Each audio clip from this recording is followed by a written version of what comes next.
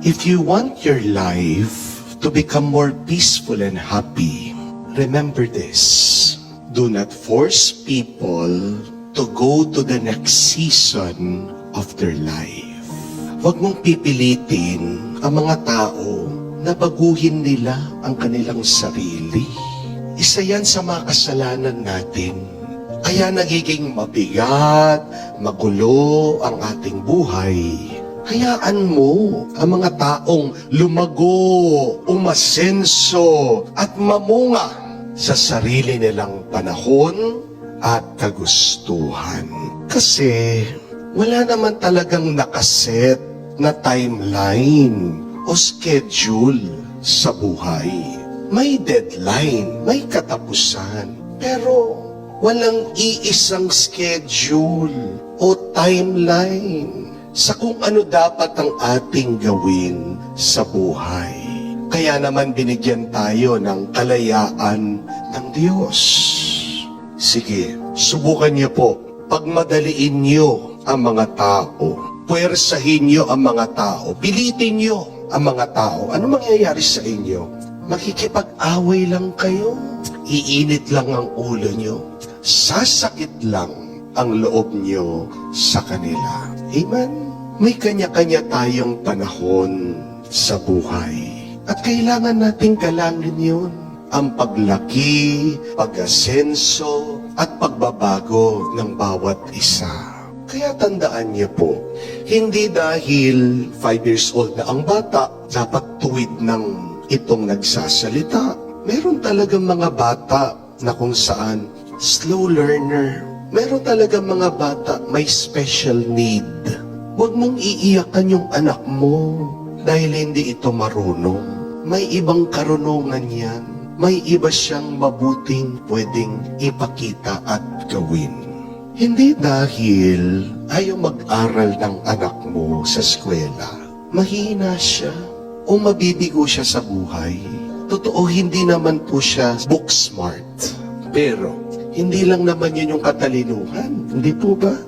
Meron din tayong tinatawag na street smart.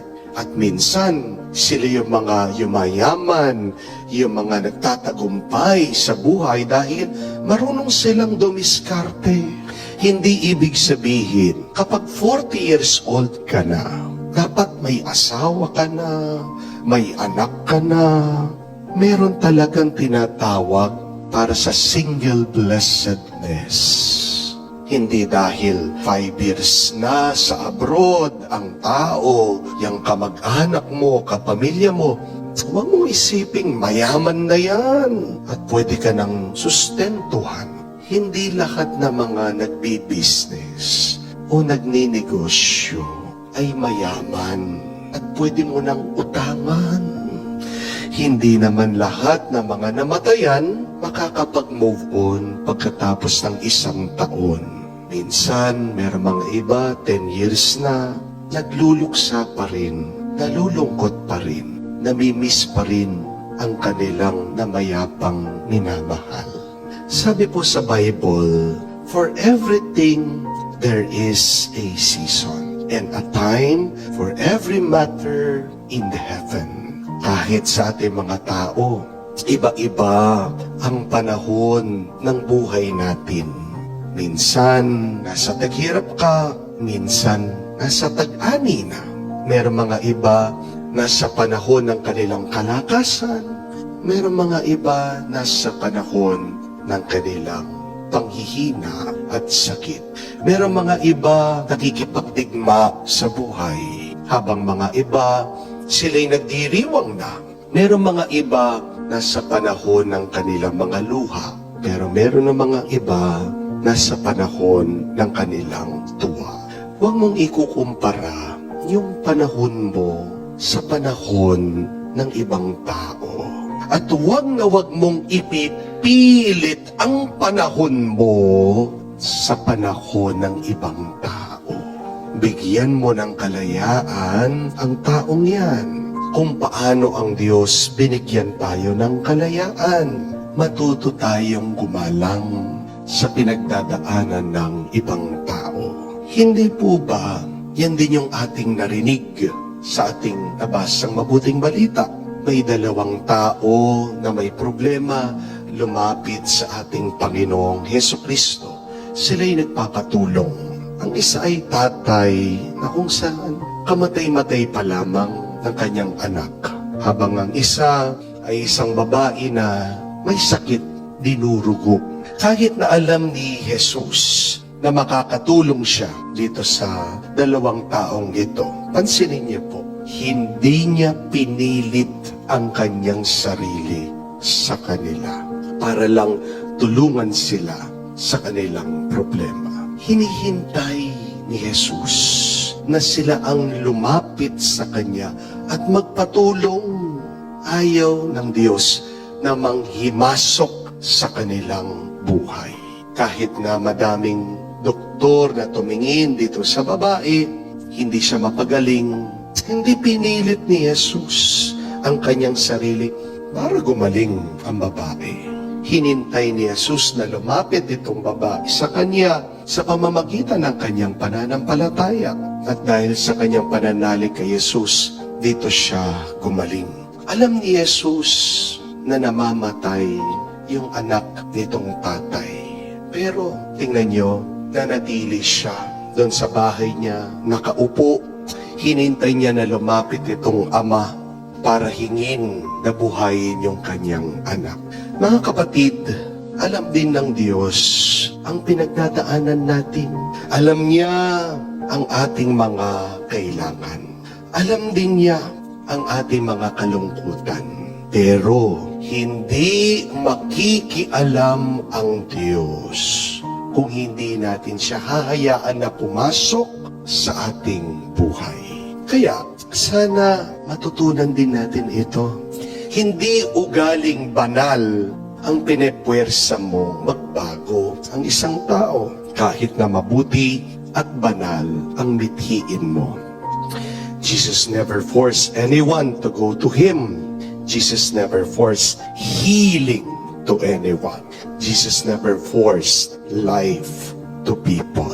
But Jesus waited for these people to come to Him.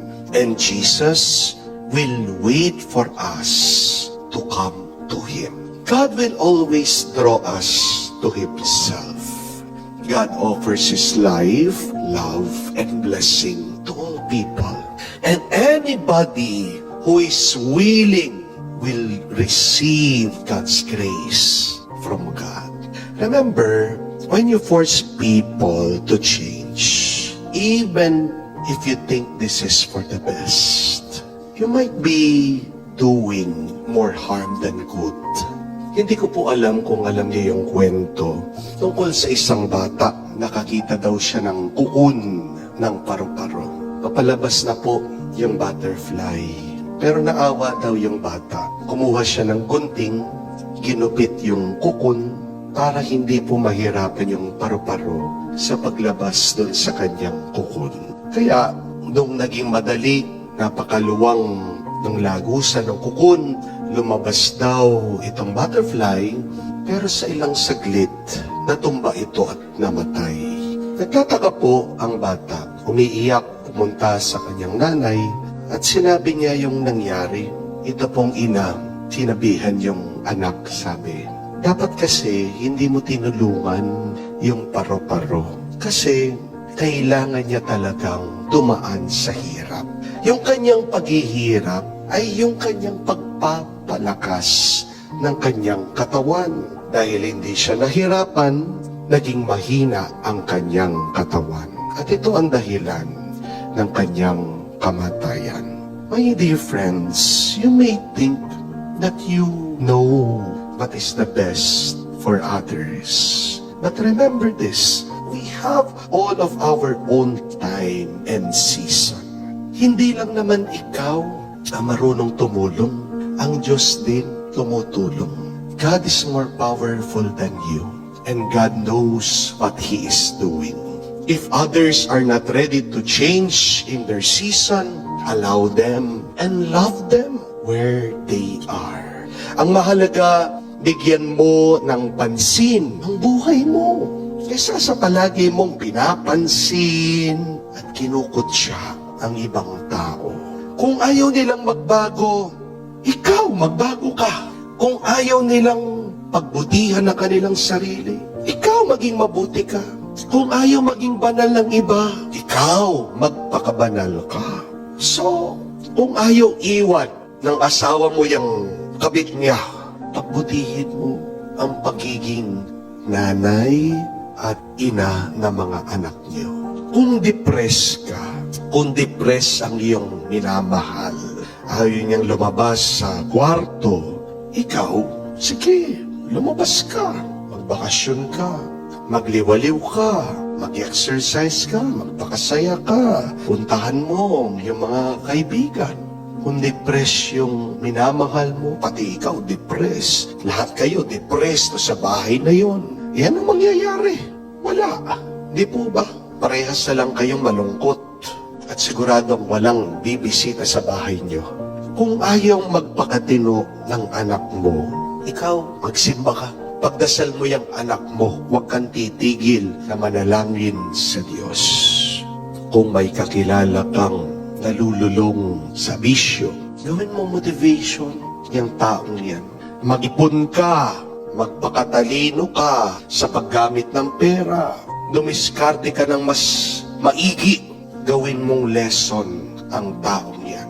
Ano dapat ang iyong iwasan? Remember, you can never force people to change. But you can educate them, you can inspire them, you can support them, but never force them to change. If you want people to change and to go to the next season of their life, all that we can do is hope and pray. Amen? God, with His infinite power, can change them if they will allow Him. And all that God needs is a simple surrender. Yun ang isang susi sa pagbabago ng buhay. Ang pag-aalay ng sarili, pagsuko sa Diyos. Kung ayaw pang magbago ng minamahal mo, mahalin mo pa rin siya. Ipagdasal mo na darating ang araw, mapili din na baguhin nila ang buhay nila. At pag dumating na magsama kayo, na sila ay naging mas mabuti na, naging mas mabunga sa kanilang buhay, magpasalamat kayo, magdiwang sa Diyos.